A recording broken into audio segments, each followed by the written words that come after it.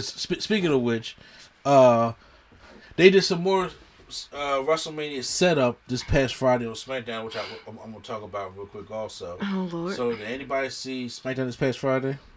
I just saw the Roman Reigns. I did not. You gonna get this work promo? That's what I'm calling it. Yeah. Oh yeah, I did see that. Brock actually had a good showing. He like used the table to like beat up the security guards. Yeah, it was great. It was hilarious. Threw a chair at one of them. Yeah, Yo, he threw that desk chair at that man. I don't know if he's okay. It was they started off SmackDown with Ronda Rousey in the ring, and she talked about all the stuff that she did and her giving birth to a child. She wanted to come back and main event WrestleMania again, and then of course it set an example for her daughter. Charlotte comes out and after Ronda said she wanted to make Charlotte tap at WrestleMania, and then Charlotte comes out. She says she showed Ronda mercy at Elimination Chamber, but not at WrestleMania, and she will make Ronda tap out to the figure 8. Then Sonya Deville runs out to attack Rousey from behind. With a I don't know if it's Rousey is rusty or whatever the case may be, because that chop block that Sonya gave didn't really look good, but then she ended up attacking Sonya in the door outside the ring. Tag team matchup with Humberto Carrillo. What's the names, Prime? Angel Garza and Humberto Carrillo. The Lethal something. Los Lotharios. They got another name though. What? They got another name? What's going on right now? The Lethal Lovers, Los Lotharios. That's what they are. Okay. Well, they had a matchup against Kofi Kingston and Big E because they originally want to call it a New Day right now. Because I'm like, so you trying to put Big E back in the singles run, or try to wait till Woods comes back? Like, I don't probably understand. Wait till Xavier Woods comes back. I don't necessarily get it, but Big E. It's disrespectful to have Big E taking losses in tag team matches. Still, it is. But actually, Big E and Kofi won the matchup here. The Usos are being backstage, so apparently at WrestleMania we're going to have a couple of unification matches because the Usos are the tag team champions. Are going to unify at WrestleMania. Now, here's the problem, though. R.I.P. to all y'all in the back who ain't get cut yet. Exactly. So, right now, Raw has no legit tag teams other than Alpha Academy. There's RK Bro. There's now Seth Rollins and Kevin Owens. Street Profits. Street Profits is a legit team, obviously. Obviously, Usos about to make light work of the Viking Raiders, but that is something that's about to happen. Xia Li takes on Natalya, and being a protector now, and they just had a quick match. He's a spinning heel kick to Natalya and calls it a day. But another match they're setting up for is Sami Zayn's in the ring to celebrate him winning the Intercontinental Championship, and who interrupts? That's it. So Johnny Knoxville interrupts. And he says, Why is he still here? Because he said Sami's going to interrupt his premiere, so he's going to interrupt the same thing. Well, Sami was supposed to going to give him the ring, but then he started attacking Knoxville. Then he gave him a haluva kick that missed by 6 inches. And we was just like, oh, God, that doesn't look good on camera. Okay, first of all, you mean to tell me Johnny Knoxville can't take a kick? Oh, I'm not done. To the face. They both knew, because as Sami was like beating him up, they both had like their face on each other. Like, I'm pretty sure Knoxville said, yo, hit me like again. He's part of Jackass. He's supposed to take this kind of shit. So they redid it, and then Sami Zayn connected good on this one. Because that first one missed by like this much. And I'm just like, If they, to me, because this was happened back in 2007. If they're part of Jackass, him, Steve-O, Wee Man, all the motherfuckers, and they part of Jackass, yo, you take these real wrestling moves. Because you're jackasses. Isn't that what they did for Umaga, right? Yeah, that's what Steve was supposed to. He was take like all that shit from Umaga. And I'm just like, well, so that's what it looked like it's happening. They set up Sami Zayn versus Johnny Knoxville at WrestleMania. Oh man. Real quick, did you see Brock Lesnar slamming Wee Man, right? I did not see that. Well, he picked up and slammed Wee Man through the table, and I thought it was planned, but no. He literally said we man just walked up to him and like jumped at him, and he just picked him up and slammed him on the table. Oh my god! Yeah, I would not want to fuck around with Brock like that. And then he just gave him the cash for the table they walked at. I was like, oh my god. But you talked about it on Pat McAfee show, but I never saw it though. But I heard him talk about it though. Yeah. See, this is how I know. It's like, this is not for me. This was not meant for me, because nothing in me wants to see Johnny Knoxville fight Sami Zayn anymore, because I stopped giving a shit about Jackass when I was like 12. Yeah. So. Yeah, I probably a little older, because Jackass is what? Jackass was out. Jackass came like late 90s, isn't it? I guess like so. Very late 90s, like 98. We was in middle school, I believe. Yeah. So yes, I stopped caring when I graduated from middle school. So here's the thing.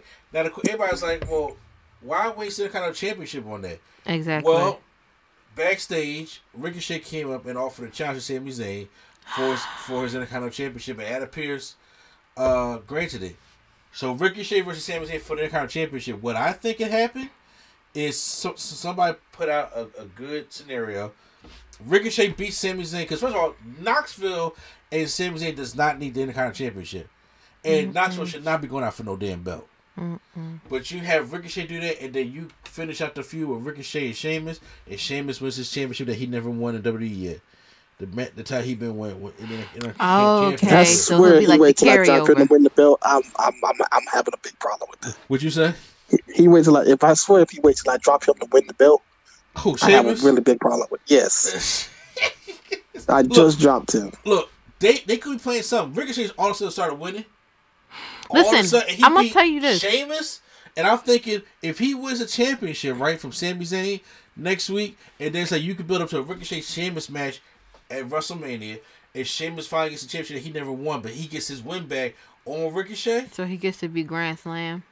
Yeah, all the way around. It's the only belt. It's the only thing he has not done in WWE. He has one Royal Rumble. He has one Money in the Bank. He has one King of the Ring. He has won every single championship there and made event at WrestleMania. That's the only thing he hasn't done. Sheamus has a low key, dope ass resume.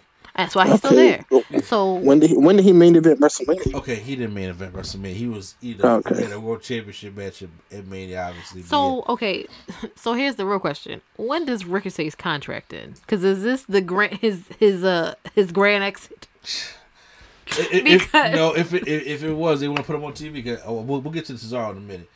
Sasha Banks versus Shotzi, but randomly Naomi comes out to the ring on commentary. And I was just like, so I mean, like the match started to start, her music started playing. She came out and started giving out glow sticks and shit. I'm like, what the fuck going on? What the hell is happening here? Well, Sasha Banks makes quick work of Shotzi Black. I'll make you tap out.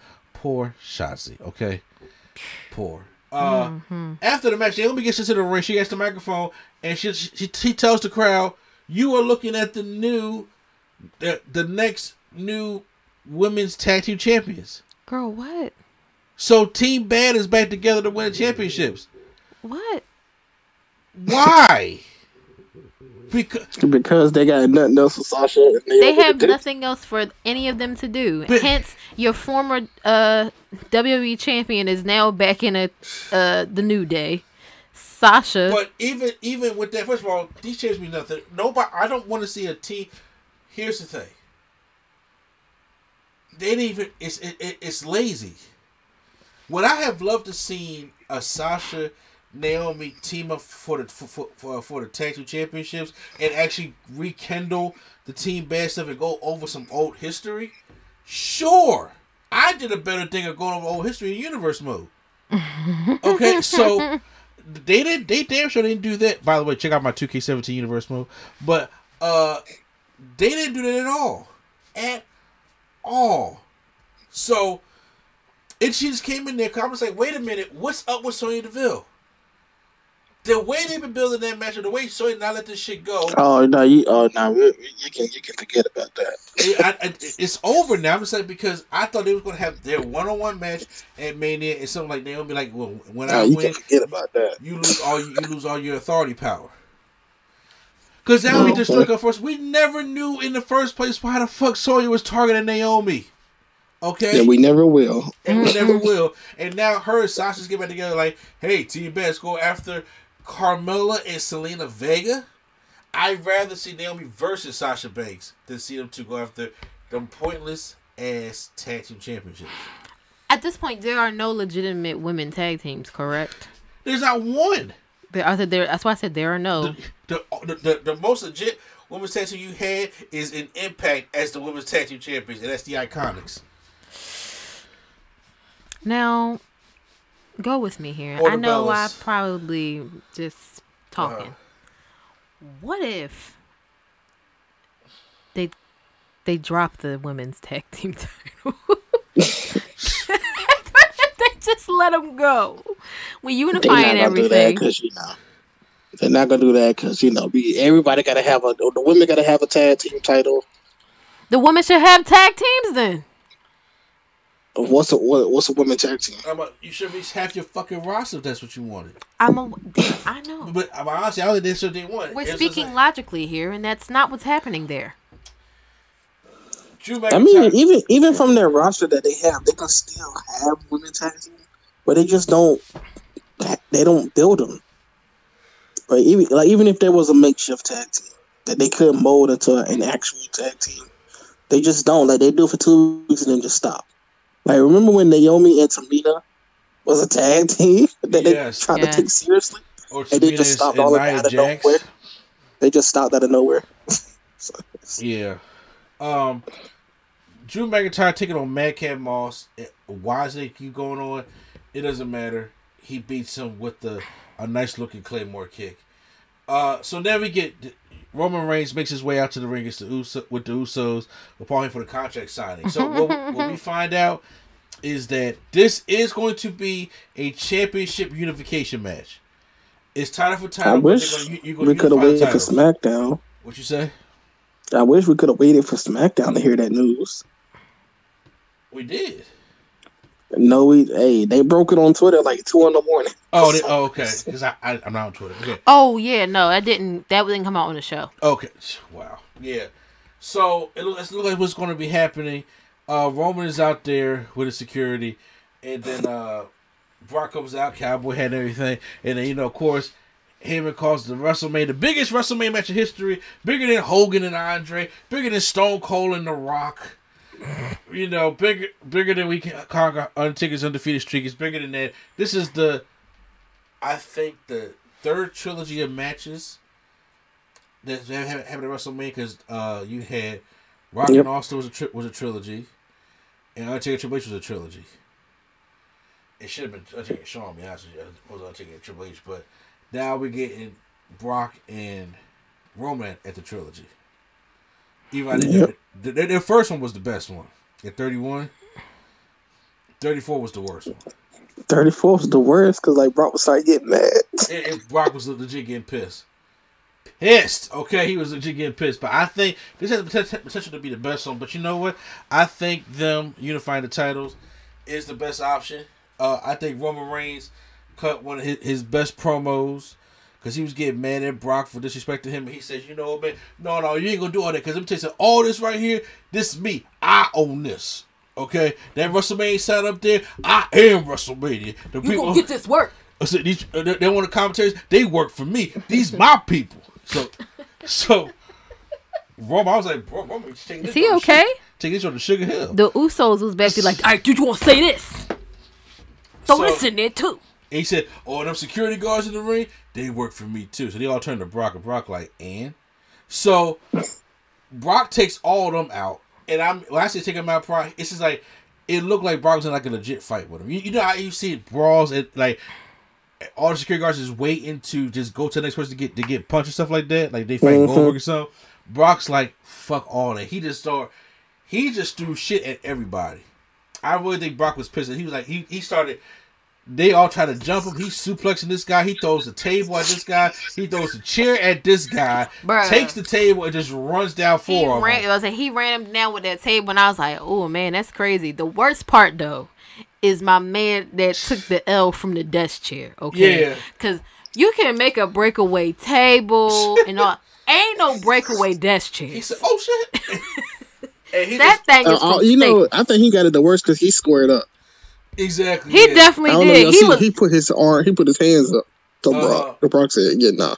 I knew he was finna be trouble when they came back from commercial. And he was looking in the camera. I said, "Bro, you messed up." And then after that, Brock gave him a deadlift German suplex. Damn. Like they made him have to jump. He just said, "You fling you," flung his ass out of there. I was like, "Bro, I don't take a deadlift German suplex from Brock at all." So that's what happened on SmackDown. So we're getting unification matches now at WrestleMania. Isn't that something?